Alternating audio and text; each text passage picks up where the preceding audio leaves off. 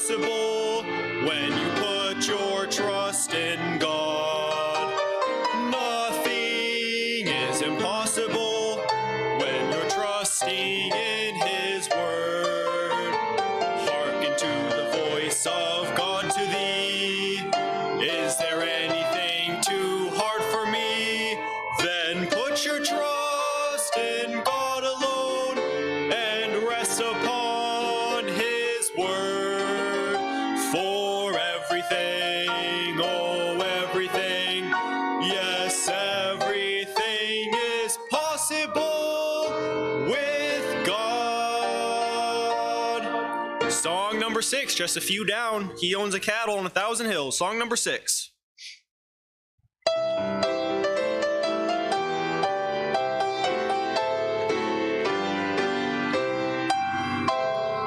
He owns the cattle on 1,000 hills, the wealth in every mine. He owns the rivers and the rocks and the rills, the sun and stars that shine. Wonderful riches more than tongue can tell. He is my Father, so they're mine as well. He owns the cattle on 1,000 hills. I know that He will care for me. Wonderful singing. Song number 15. He's able. Just across the page. Song number 15.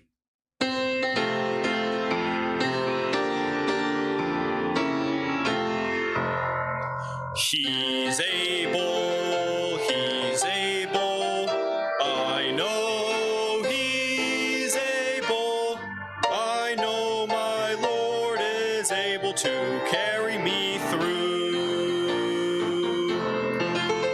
He's able, I know He's able, I know my Lord is able to carry me through. He healed the broken-hearted, and He set the captive free. He made the lame to walk again, and He caused the blind to see. He's able, I know He's able, I know my Lord is able to carry me through. Amen. Couple pages over, last song for this morning, song number 28. This is my commandment. Song number 28. Let's all stand for our last song this morning, song number 28.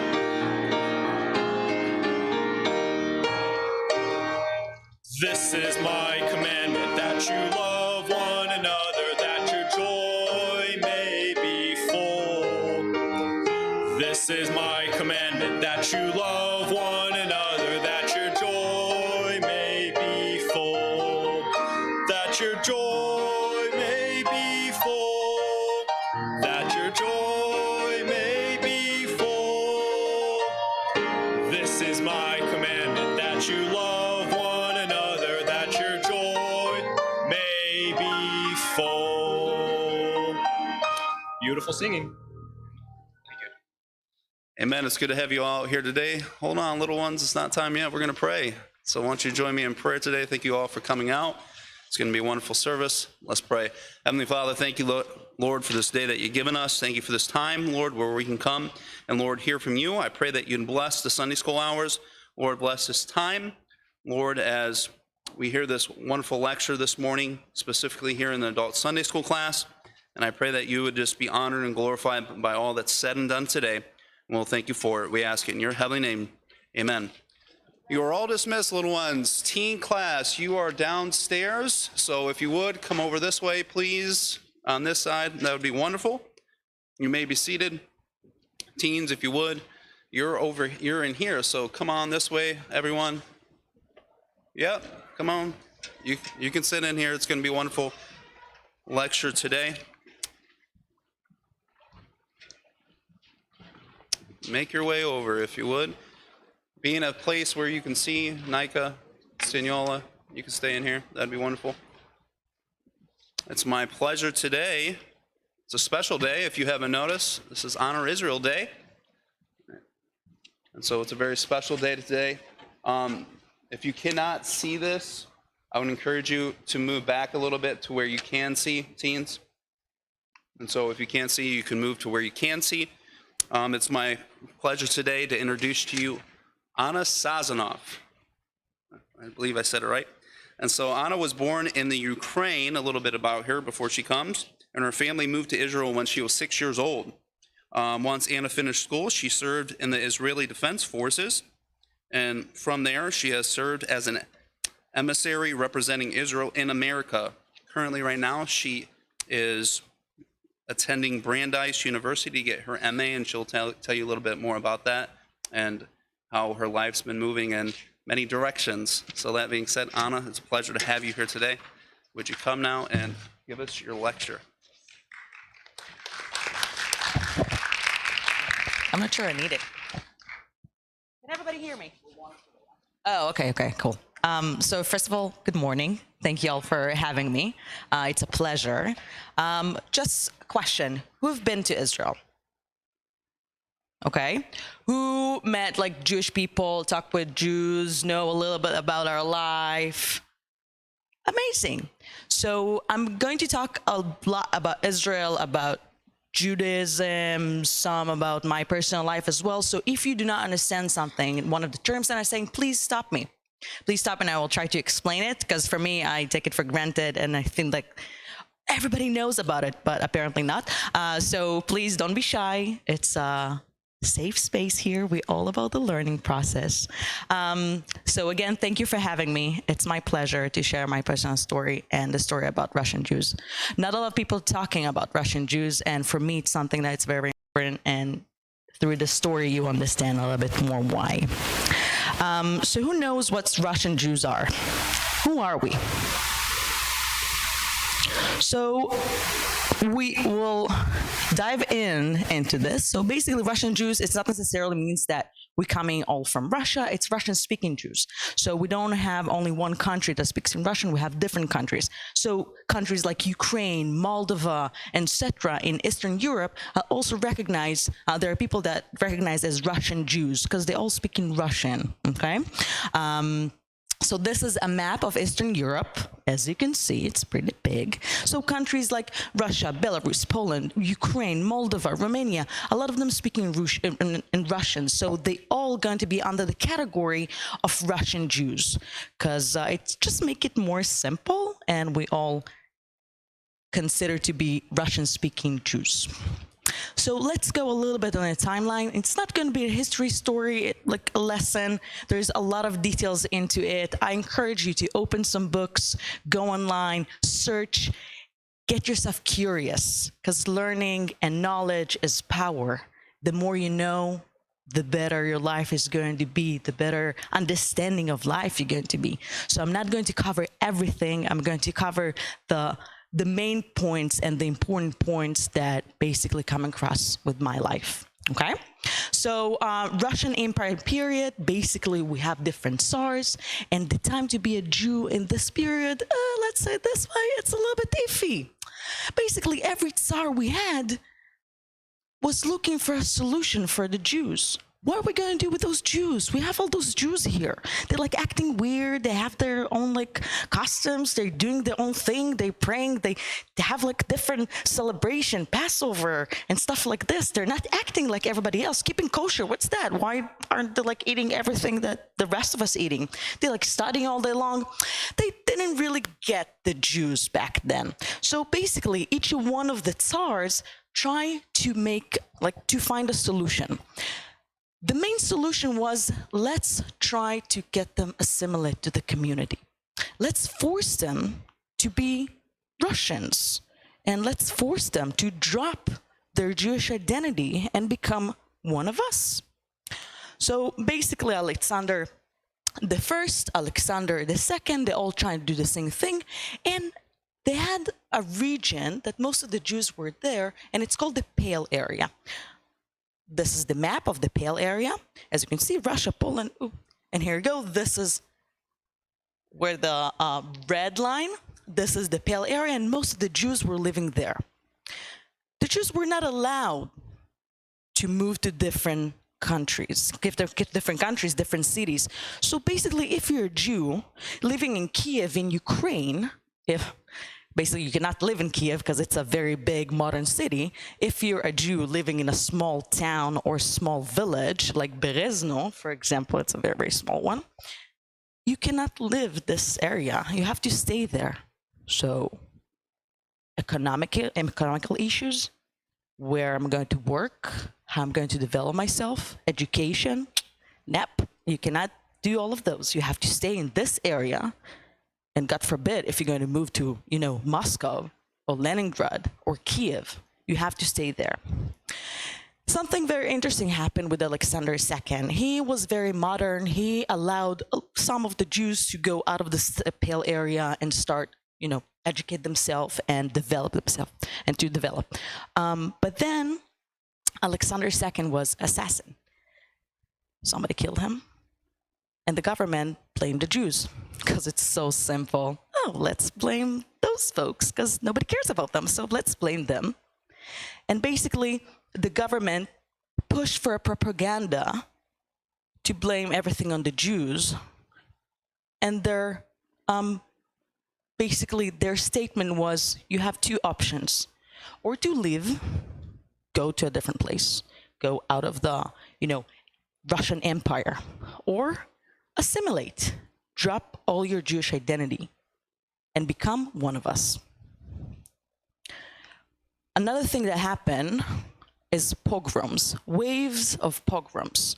Pogroms basically is violent riots against the Jews. My great-great-grandfather was killed because of the pogroms, and one of the famous ones is Kishinev. It's in Ukraine in 1903, that basically a lot of Jews were killed there.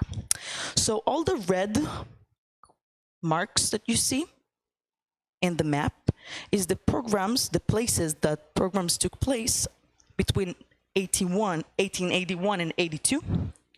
And then the crust is furthermore the years. But as you can see, all the Pale area, we had a lot of pogroms, of basically violent riots against the Jews. And again, two options: assimilate or leave. Moving on, we have a great thing that happened. 1917, the Red Revolution, the big revolution. Basically, the communism is coming. And what the communists believe in is equality, freedom, and justice. Sounds amazing, sounds incredible. Of course I'm going to assimilate with those three values. I want to be equal to everybody. I want to have the opportunity to be, free and have justice with all. So the Jews thought, oh my God, this is incredible. I'm going to join the Communist Party because it's not going to get better than what we have right now. So what's the worst thing that can happen? Let's join, let's be part of it, and let's try to be free. Let's try to be equal like everybody else. But one thing that the Communist Party didn't tell them when they joined, but they basically pushed for it. You see this small line there in the bottom? There's no room for religion. The Communist Party did not believe in religion. Karl Marx also thought that religious is opium for the people. So you cannot have a Jewish identity and also be a communist, or to live in a communist party, in a communist country. And it's not only Judaism, it's Christianity, Islam, everything. No religion. We all have to work for the Communist Party. We all have to work to make the world a new place on a new agenda that everybody is equal. A lot of Jews chose to assimilate and chose to join the Communist Party. As you can see, 42 members, that's the total amount of the Soviet Union party, I'll call it, and 7 of them were Jews. So we're talking about 16% of the Communist Party were Jewish. That's an amazing number. That's incredible and huge number. The Jews really believed that this is going to be their solution. But, things in history, as we say, we plan one thing and God plans something different. So here's well, everything didn't work as the Jews thought it's going to work. We have also one big name, Leon Trotsky, or in his real Jewish name, Lev Davidovich Bernstein.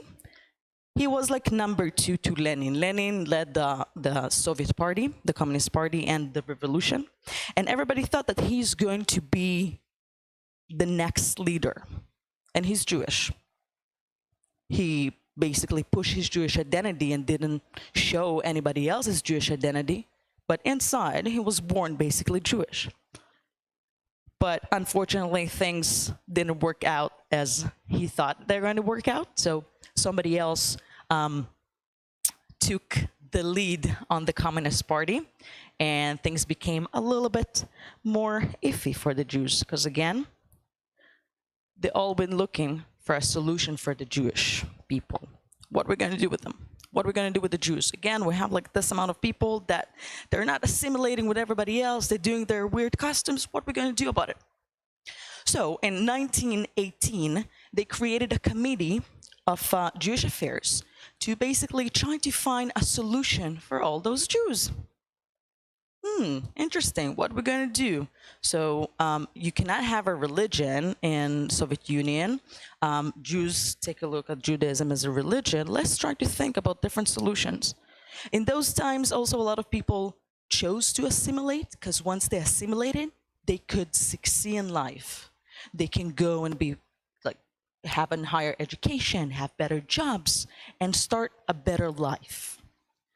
So we see in research that the numbers are dropping.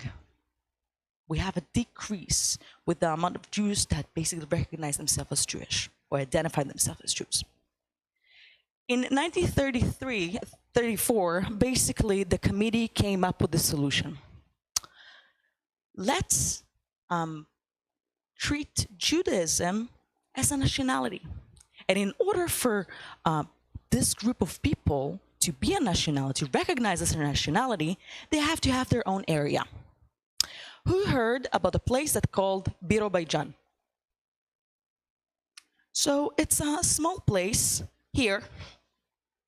This red dot, as you can see, all of this is Russian Empire, and this little small dot, it's a place that's called Birobidzhan.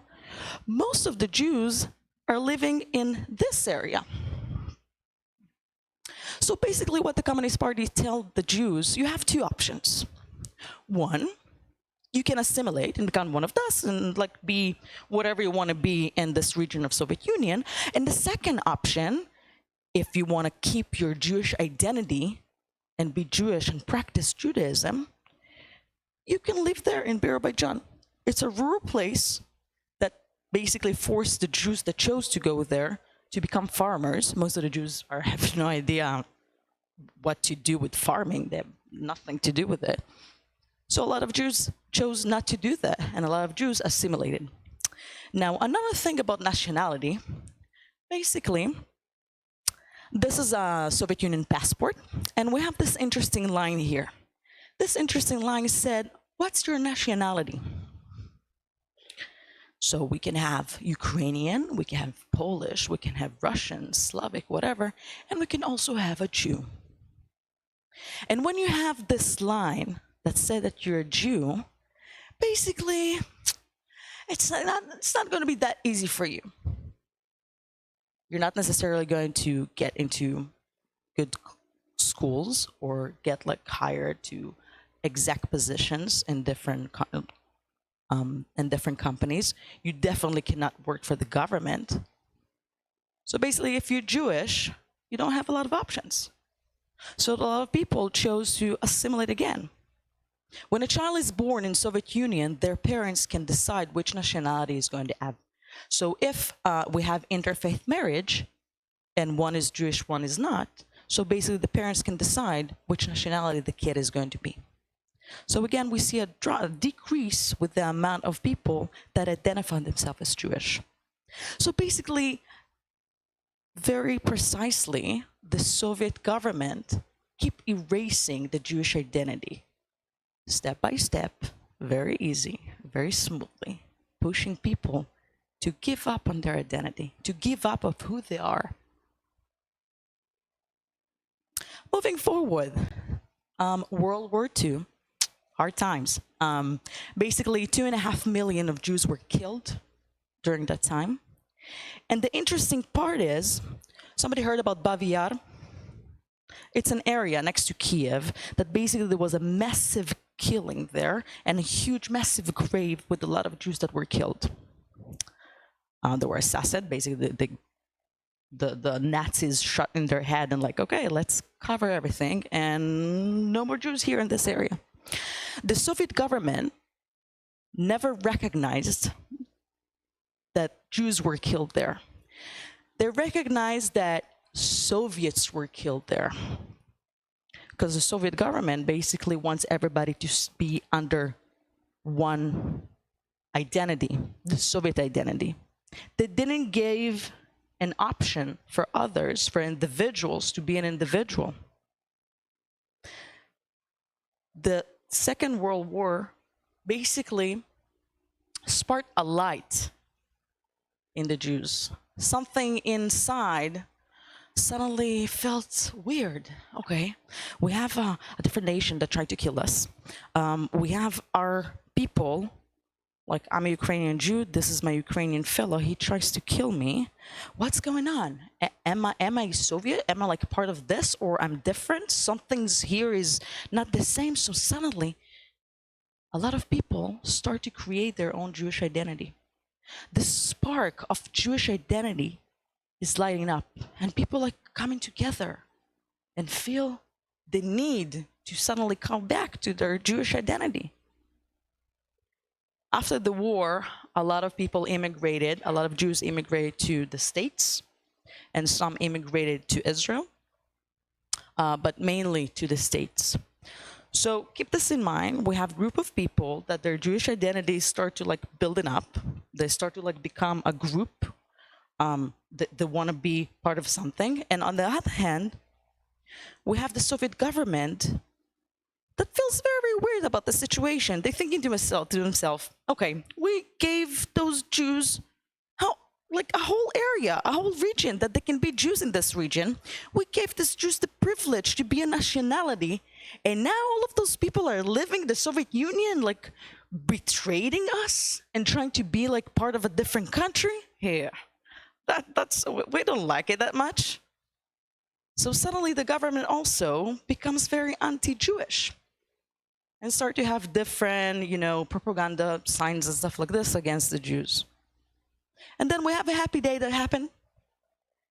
1948, the state of Israel is established. Yay! That's a great news. That's amazing, incredible. Suddenly the Jews have a country that nobody, except like our neighbors, but nobody can tell us if to be Jewish or not to be Jewish, if give to us our identity or not. But the Soviets don't like this moment. Because again, they feel like a lot of Jews in Soviet Union are betraying Soviet Union. They have, like a lot of Jews have sympathy to this small country in the Middle East. They want to be part of them, but they also feel Soviet. But the government doesn't like it because, again, you tried to do, like we gave you all of this and then you betrayed us? Well, we don't like it. So we have more anti-Zionist propaganda, more riots, more less opportunities for the Jews. And again, remember the passport, you've been marked. Everybody knows that you're Jewish and you have it on the nationality line. And we have also a thing that's called Black Years between 48 to 53. So 1.5 million Jews were arrested or killed if they were found doing anything related to Zionism. For example, an individual wants to, pray for Passover, celebrate Passover, or he's got like any connection with the outside world and the KGB knows about it, he will be arrested and sent to very, very far, far away in Siberia, go to prison for a long, long time. So if I do want to fulfill my identity, I cannot because the government is against it. Because a lot of people chose not to do anything with Zionism, Jewish life, etc. Somebody familiar with this term, Iron Curtain? So we have the Cold War, and we have a very difficult time between the West and the East. And it's a very difficult time for the Jews again. Surprise. The government is pushing her population to be against the Jews. And the government is not giving equal rights to the Jews.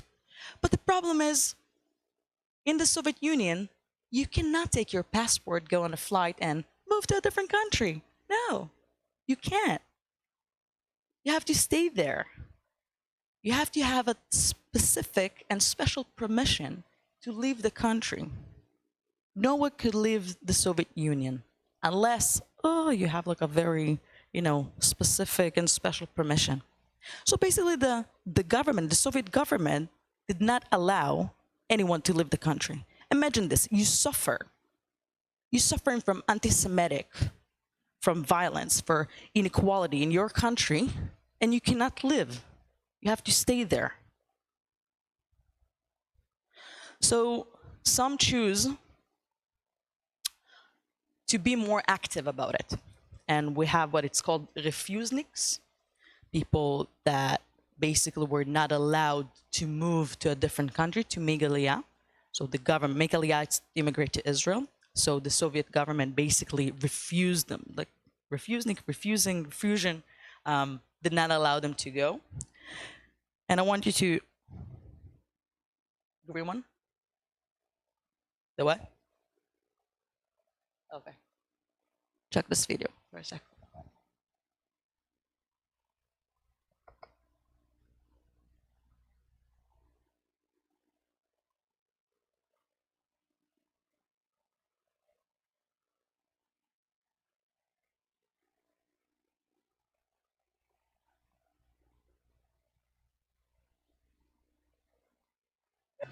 ולחלוק, החוקר אמר תבלי, תבלי בנעימות, רגע, אל תבכי, she's crying.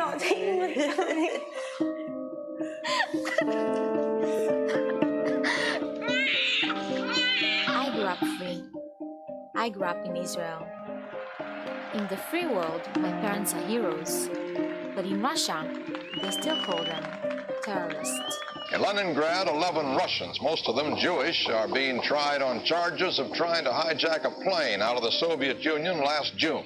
It's the same if you try to escape from the Nazi Germany. You are a hero or you're a crime. Crime is a crime. It's a scandal. It's a mistake to call it a hijack because it wasn't. It was an empty plane. פחד ושקר וצביעות וסבל. It's better to be arrested, but maybe after the prison they will give us possibility to leave this country.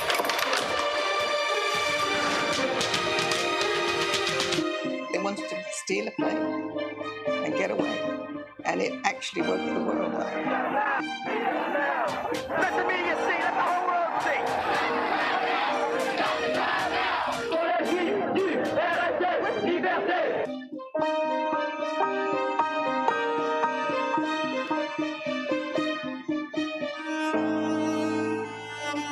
Okay, I received this sentence as I expected and tried to control my feelings, not to show that I am afraid. Mister, I want you to know that you needless to say are always welcome here. I only regret this. Go round our We all have one fate, one hope.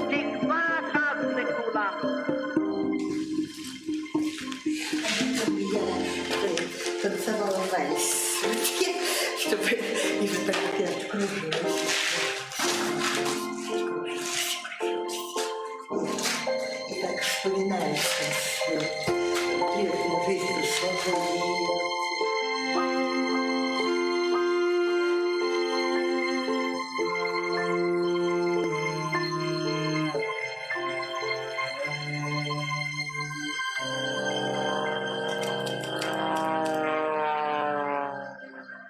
So this is not a science fiction. This is a true story. And we have more stories of that. And sometimes we not really appreciate the place that we were born and the freedom that we have. Those people weren't free. They were prisoners in their own country. And they were prisoners there because their identity, their religion. So whenever you think about freedom, think to yourself about different times in history when freedom took, there was a lot of question marks to the word freedom. So Let My People Go movement, or the movement for the savior of Soviet Jewry. The world basically came together in order to put pressure on the Soviet government to release those Jews, to give them the ability to live a free life.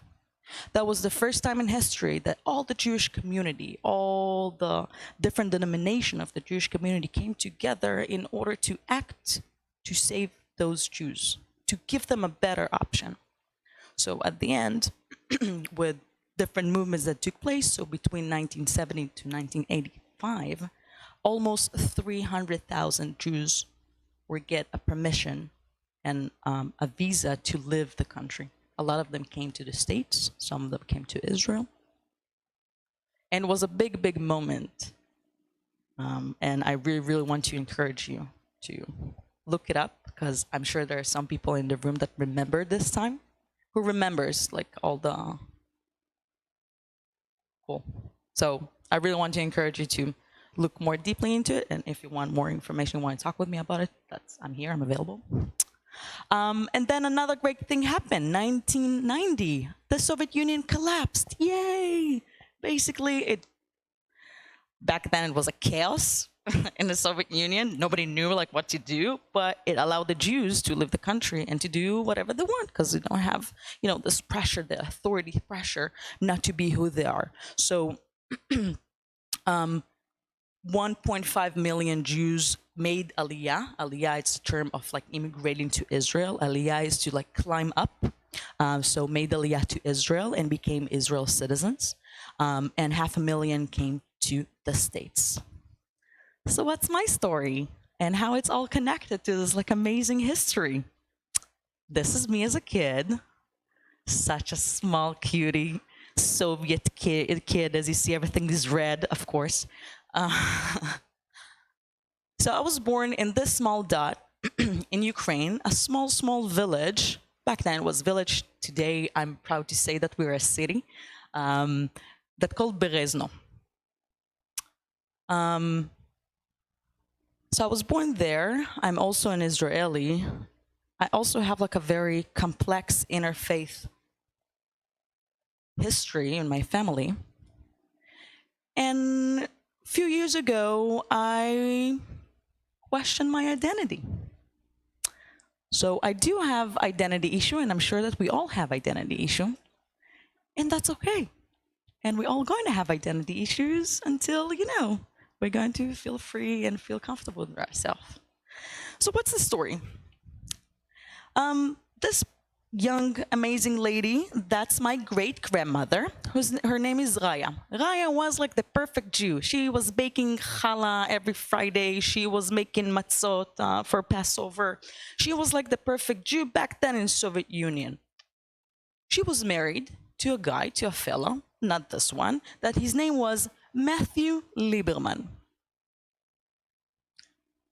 Matthew Lieberman was also Jewish. Matvey, that's his like name in Ukrainian. I just like make it easier for you guys. It's the same. And he was a musician. He was a very talented musician. And one day he came to Raya and he told her, listen up, I want to move to Kiev. Kiev, it's the capital of Ukraine. I want to move to Kiev. I want to develop my skills. I want to be better at it. I want to succeed in it. So she told him, dude, I'm not going to move. I'm going to stay here. They got divorced. And Raya, she was pregnant back then with my grandfather, chose to stay in that area of Ukraine. And she met this fellow. Um, they got married.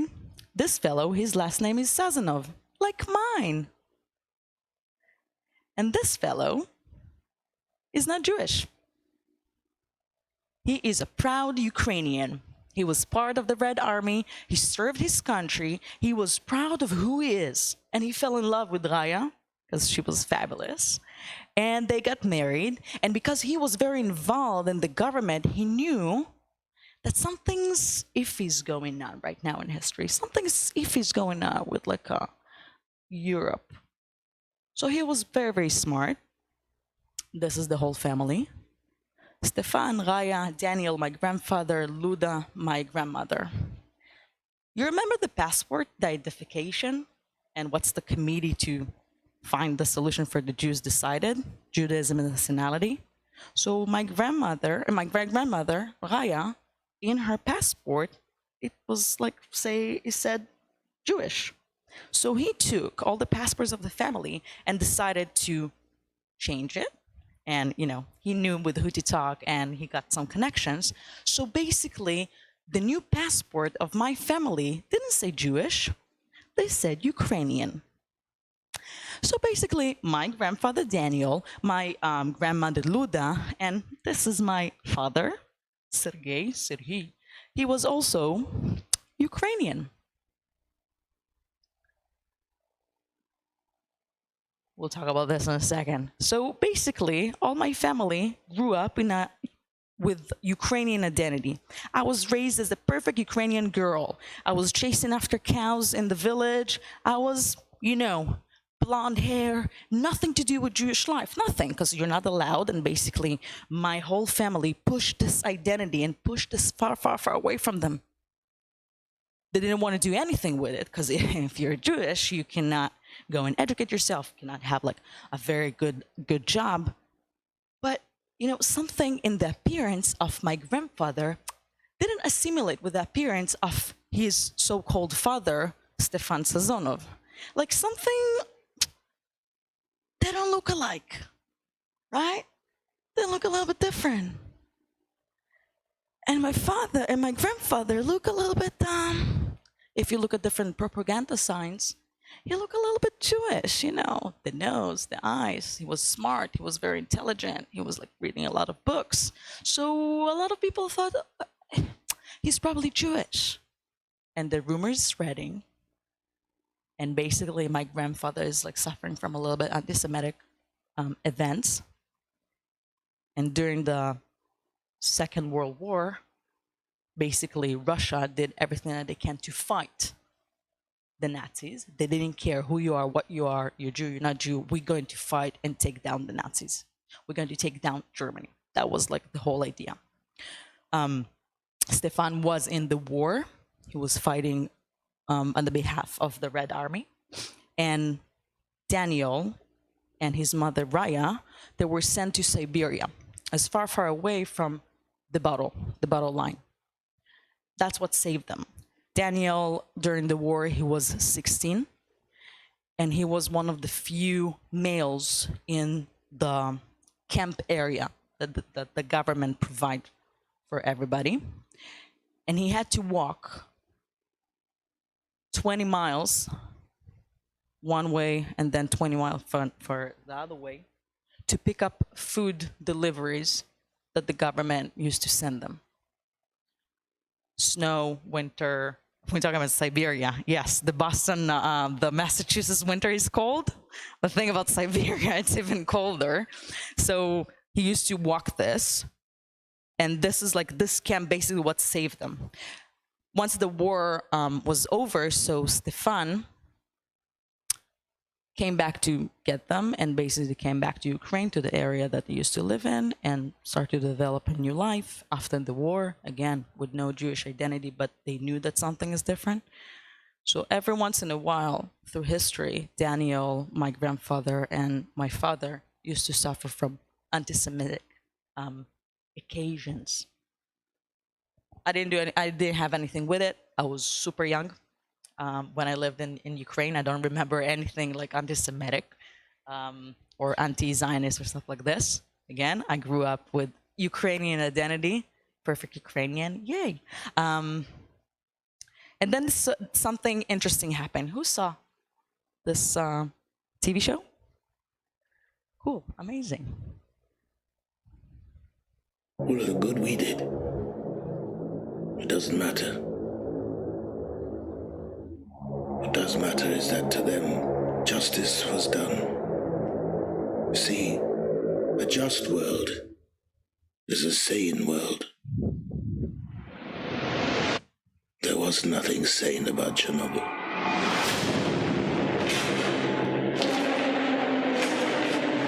I'm pleased to report that the situation in Chernobyl is stable. The situation in Chernobyl is stable. A nuclear explosion occurred in Chernobyl.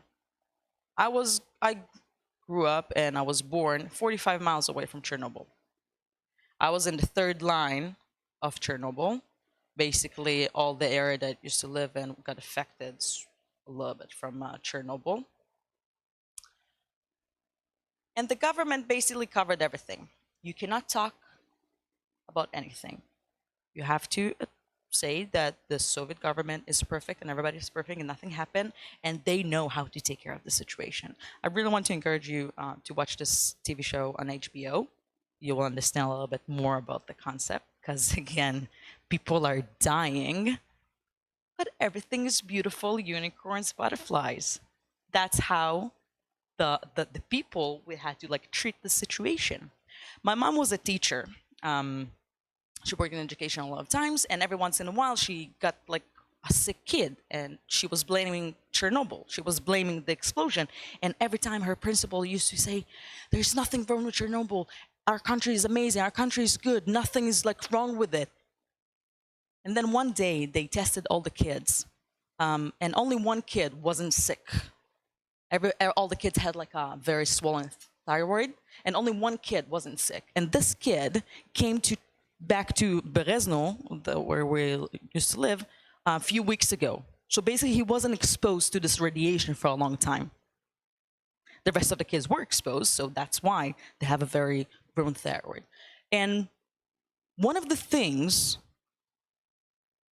that brought my family to take a decision to move was this one. This has happened in 1986, and then 1990, the Soviet Union collapsed.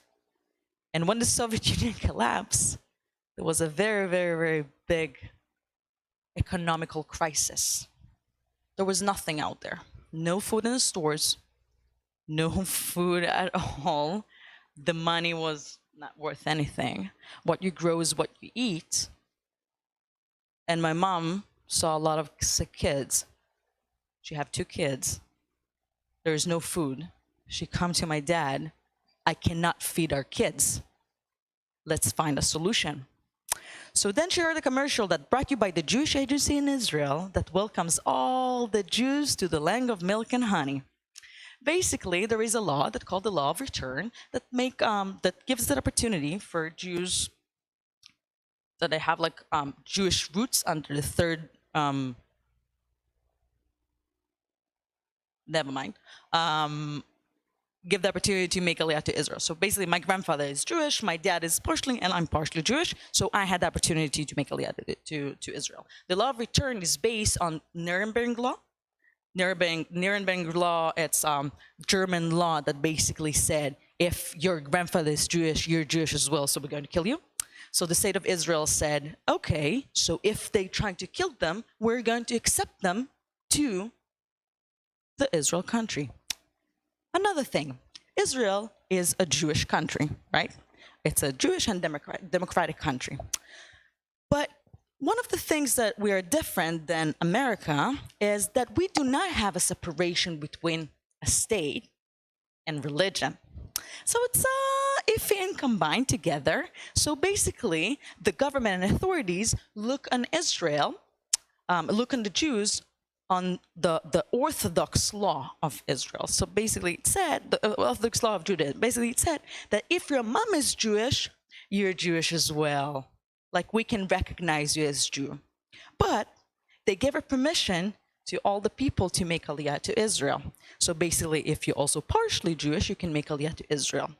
What brings a little bit of tension between both of the things, because yes, I feel Jewish, and I've been told that I'm Jewish, but the government tell me that I'm not Jewish. So interesting thing.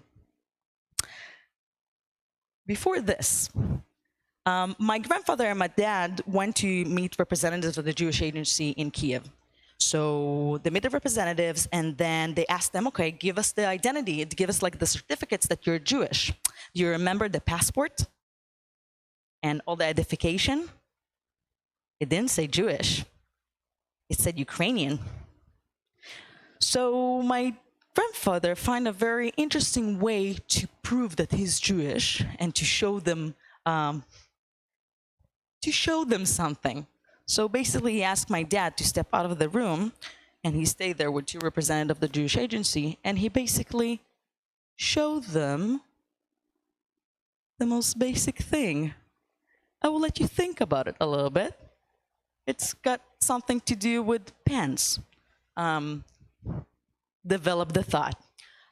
So that's how basically we got the permission, the stamp that we're Jewish, the recognition, and we make Aliyah to Israel. We came by a ship from Odessa port all the way to Haifa port, and I remember this moment as a kid. I was 6 years old.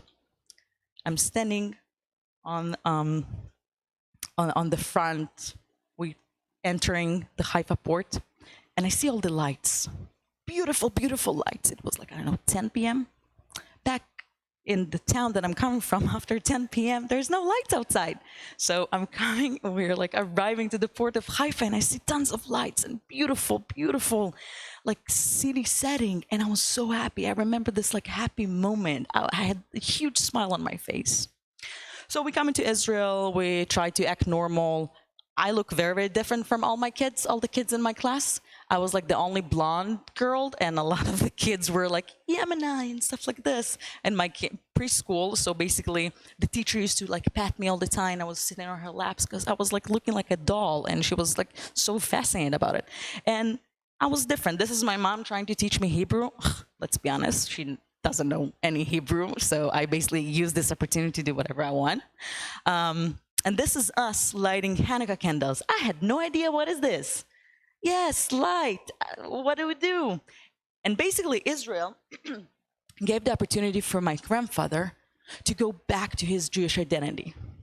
The identity that he had to push away, the identity that nobody allowed him to have, Israel allowed him to have this identity. And he started to wear yarmulke. He started to go to services, to like light Shabbat candles, do different ceremonies, and he started to become like more Jewishy. He started to fulfill his identity. And also us, I'm again a kid. I have no idea what it's about. This is me trying to teach my grandmother how to have a Passover, because nobody knew in the family. So okay, this is something that I learned in school. I will teach you, I think. So as you can see, I'm a different kid. And because I'm different, and to be different is not a good idea, I decided to assimilate to Israelis. Imagine this, 90s in Israel, tons of Jews, tons of like Soviet Jews coming to the country. They're different, they're talking in a different language, eating different things. So basically, people treat them not in a nice way. Again, we don't like the foreigner, we don't like the outsider, we don't like the ones that look different than us. So I've been bullied a little bit. And because I've been bullied, I decided, okay, makes sense. I'm different. I'm talking a different language. So maybe I will push this identity away and I will try to assimilate to everybody. So I pushed my Ukrainian identity away, and I told my parents at the age of 8, no more Ukrainian, no more Russian, rak Ivrit, only Hebrew. So I became super Israeli, and I tried to do everything like the Israelis. So this is me touring the country, doing everything properly. I joined the military. I was a basic training commander in the military. So basically, I raised the future soldiers of the military. I was a badass. I was like doing everything properly. I did a lot of things. You want to take a picture of this? Cool. One day my commander approached me and tell me, Anna, listen up, we have a course to people like you. I'm like, what do you mean course for people like me? You know, people like you that came from the Soviet Union, that like your mom is not Jewish, you're not Jewish. I'm like, what? What do you mean? I tried to do everything in order to become one of you, one of Israel. I see myself Israeli, I'm wearing the uniform, paying the taxes, I'm raising the future leaders of this country, and you tell me that I'm still not part of?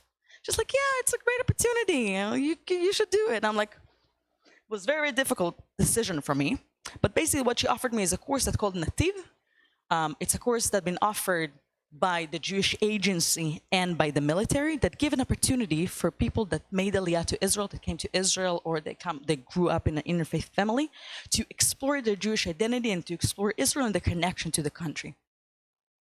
At the beginning, I was very mad, and I made like a very cold call on it, if to take the course or not, because let's be honest, it's better to stay for a month in a hotel than to stay in a month in a tent in my base, right? Makes sense. The food is better.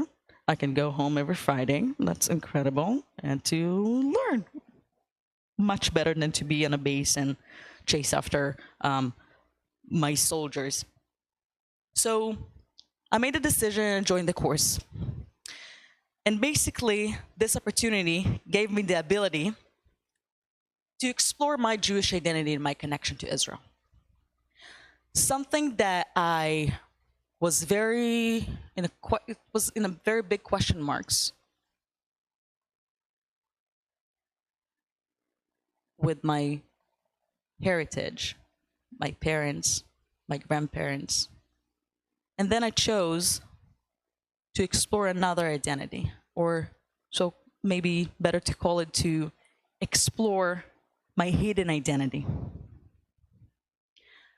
After a long time of complexity of who I am, what I am, where I'm coming from, today, I can say proudly, I'm Ukrainian, Israeli, and Jewish. And it took me a long time to be in this stage. And I'm sure that my identity is going to it's a roller coaster, ups, downs. And we all have our own personal story. We all have our own, family story, heritage. And I really want to encourage you to explore story, to explore your identity, to question your identity. Thank you so much for listening.